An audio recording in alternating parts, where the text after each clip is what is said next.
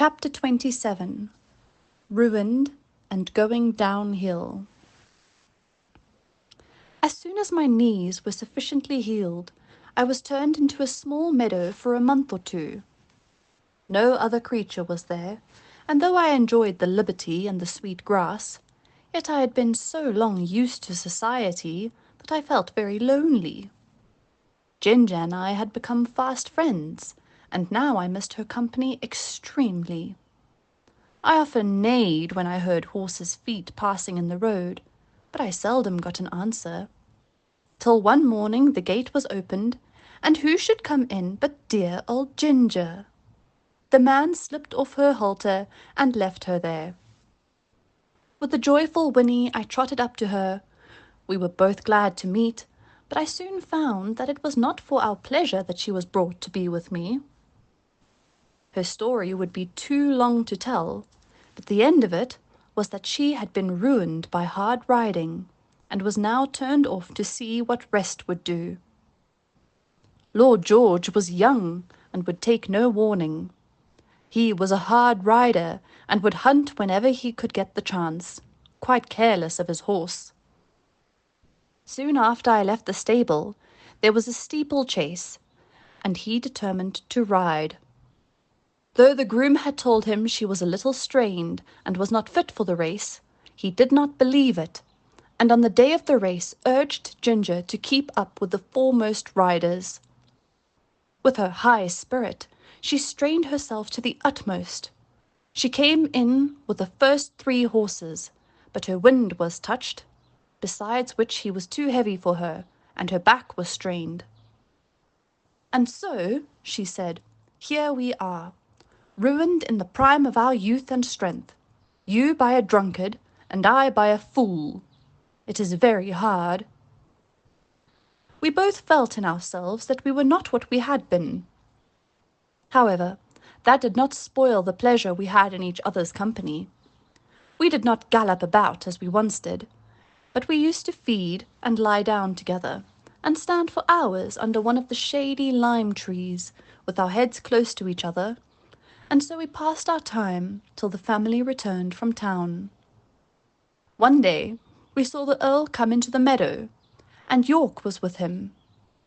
Seeing who it was, we stood still under our lime tree and let them come up to us. They examined us carefully. The Earl seemed much annoyed. "There is £300 flung away for no earthly use," said he. "But what I care most for is that these horses of my old friend, who thought they would find a good home with me, are ruined. The mare shall have a 12 months' run, and we shall see what will do for her. But the black one, he must be sold. 'Tis a great pity, but I could not have knees like these in my stables." "No, my lord, of course not," said York. "But he might get a place where appearance is not of much consequence, and still be well treated. I know a man in Bath, the master of some livery stables, who often wants a good horse at a low figure. I know he looks well after his horses. The inquest cleared the horse's character, and your lordship's recommendation, or mine, would be sufficient warrant for him." "You had better write to him, York. I should be more particular about the place than the money he would fetch." After this they left us. "They'll soon take you away," said Ginger, "and I shall lose the only friend I have, and most likely we shall never see each other again. 'Tis a hard world."